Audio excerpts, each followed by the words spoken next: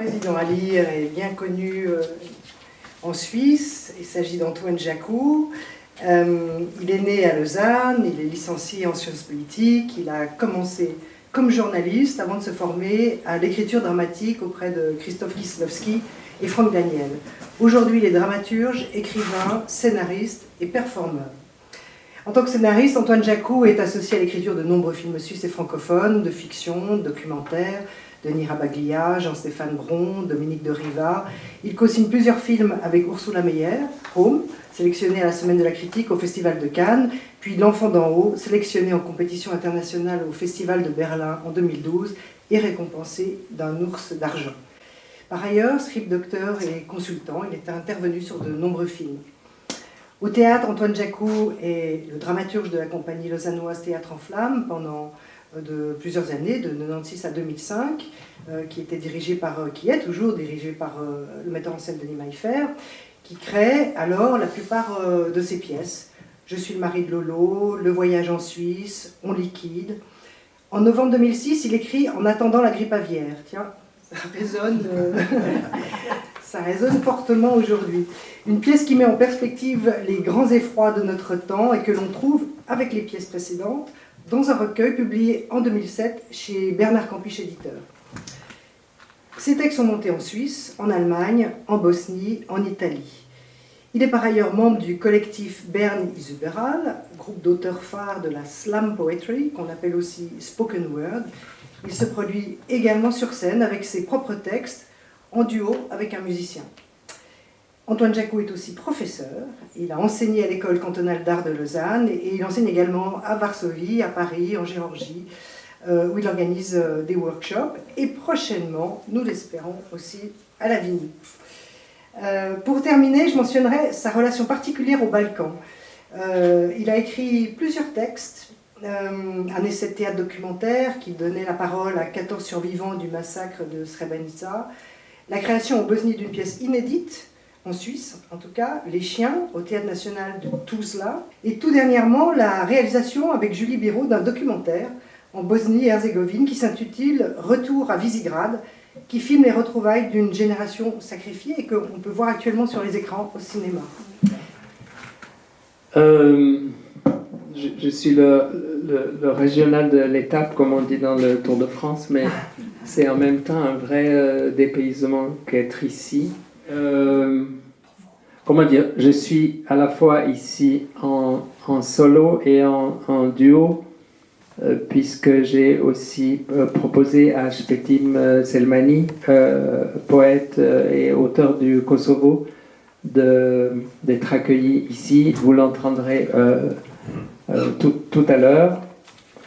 Mon projet ici étant d'investiguer un peu ce rapport profond et long maintenant que j'entretiens avec l'Europe de l'Est et les Balkans. Voilà, donc dans un premier temps, je vais vous lire, j'aime beaucoup écrire les monologues, donc j'ai écrit trois adieux ces dernières années. Un adieu à la neige, un adieu aux bêtes, et un adieu qui s'appelle Au revoir, parce que c'est un adieu aux enfants et on préfère plutôt dire au revoir. C'est les au revoir, disons les au revoir d'un père à ses deux garçons partis pour la planète Mars, qui, comme vous le savez, est notre avenir radieux. Et ensuite, je lirai quelque chose de plus récent qui est lié à ma présence ici et donc à ce rapport que j'ai avec l'Europe de l'Est. D'abord, peut-être l'adieu à la neige. D'abord, il n'a plus neigé à Noël, mais au moins il neigeait à Pâques. Ensuite, il a neigé à Noël, mais il n'a plus neigé à Pâques. Ensuite, il n'a plus neigé à Noël, et plus neigé à Pâques non plus. Ou s'il neigeait, c'était des flocons gros comme des puces. Ou s'il neigeait, c'était des flocons plus petits que des moucherons. Et puis ensuite, il n'a plus jamais neigé. Nous sommes ceux de l'Alpe, ceux d'en haut, vous vous rappelez? Ceux des hôtels, ceux des cours de ski, ceux qui vous donnaient l'assiette, ceux qui vous donnaient l'arbalète. ceux qui vous accueillaient, qui vous servaient à manger, qui vous servaient l'apéro, qui vous louaient le chalet. On était aux petits soins pour vous rappeler. L'hôtel Montcolon, les cours de Godille, la semaine en demi-pension. Vous rappelez les chaussures de location, la crème solaire, les gants froids le matin. Vous rappelez le Gore-Tex, les virages parallèles, l'assiette skieur, la fondue et le schnapps. Vous rappelez le chalet haute cime, le sauna au sous-sol, la bonbonne de gaz, la vue sur la plaine, la mer de brouillard. Vous rappelez, nous sommes descendus. En haut, c'est foutu. Nous sommes descendus. Nous n'allons pas très bien. Nous ne savons pas quoi faire. Nous sommes descendus. En haut, c'est foutu. Nous ne savons pas très bien quoi faire. Voilà ce petit extrait d'un texte qui s'appelait Des Alpes. Ensuite, c'est Adieu aux bêtes. C'est un texte de 2017, je crois. On va se dire adieu. Les chiens ont presque tous disparu maintenant. Les chats et les cochons d'Inde ont subi le même sort. Les poules et les vaches se sont éteintes d'elles-mêmes il y a plusieurs années, tout comme les chèvres et les moutons et les dindes. Restent les autres, une poignée, nos préférés, nos favorites, nos chouchous pour ainsi dire. On est triste, bien sûr, on a la larme à l'œil. Les mouchoirs sont comme des serpillères. On les essore à deux mains, il reste encore des larmes dedans. Niches vides, box désaffectées, clapiers à lapins livrés au vent, pâturages envahis par les ronces. Tout est maintenant à l'abandon.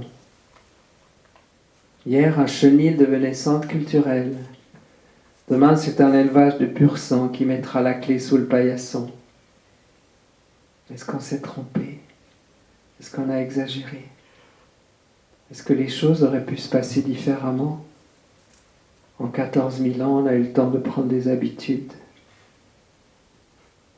Bien sûr que certains ont poussé le bouchon un peu trop loin.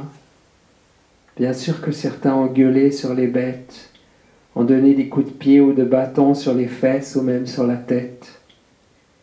Bien sûr que des bêtes ont été mutilées, que des queues, des oreilles, des cornes sont tombées, que des injections, des ponctions, des transfusions ont été faites contre leur gré. Bien sûr qu'on en a mangé beaucoup, plus que de raison, il faut le dire. Bien sûr que certaines bêtes ont trop travaillé, on n'a pas toujours fait très attention. Beaucoup sont mortes sous la charge, les genoux brisés. Mais tout de même, est-ce une raison pour couper tout lien? Est-ce une raison pour que tout s'arrête? Est-ce une raison suffisante pour mettre fin à notre relation? On avait encore des choses à vivre ensemble. Les caresses, on les regrettera. Les regards, on les regrettera. La joie de la bête au retour du travail aussi, on la regrettera. Et la queue qui bouge et cette bonne humeur, cette manière de jovialité constante, le matin comme le soir. Tu me fais la fête, Fido? T'es contente de me voir, Honorine? Et les promenades aussi, on les regrettera. Et les léchouilles, et la pâte ou le mufle humide tendu pour une croquette, un biscuit, une carotte. Et le hennissement tout au fond de l'écurie lorsque la porte s'ouvre. Mais ce sera trop tard. Les bêtes auront disparu. Retourner à la forêt pour quelques-unes, tout simplement disparu pour les autres.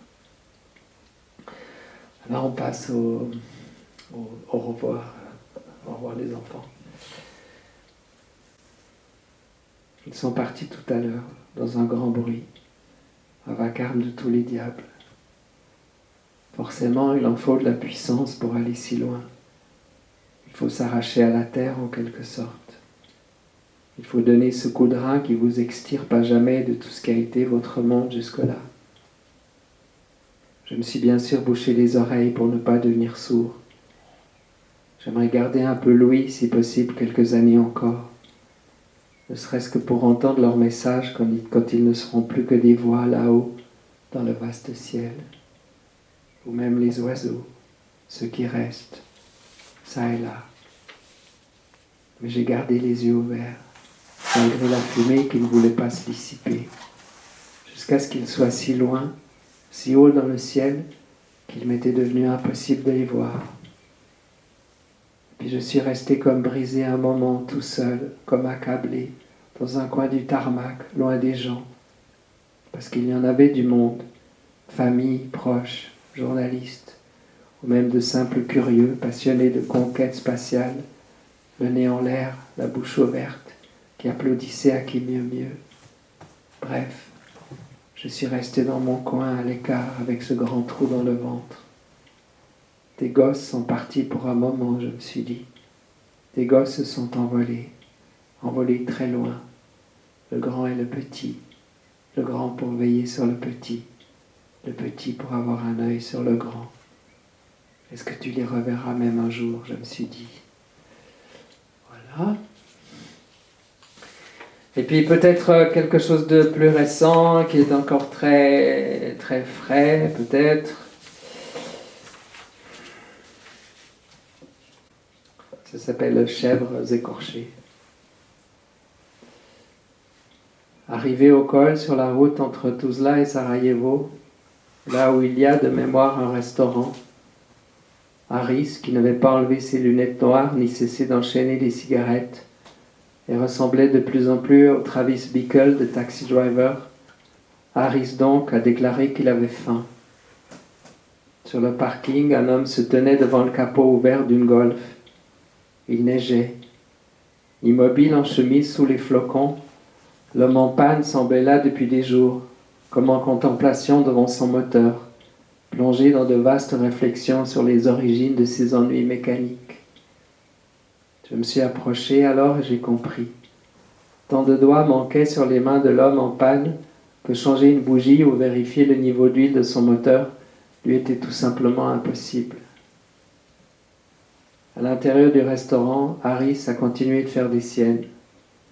Saisissant dans une armoire réfrigérée une tête de chèvre écorchée, parmi d'autres têtes de chèvre écorchées, il a hélé la serveuse, puis, celle-ci l'ayant rejoint, il a posé la tête de chèvre écorchée sur l'épaule de la jeune femme, tout à côté de son visage effrayé, et m'a demandé qui, de la chèvre ou de la jeune femme, je préférais. Allez, a dit Travis Bickle, choisis, il y en a bien une que tu trouves plus belle que l'autre. Et il s'est esclaffé.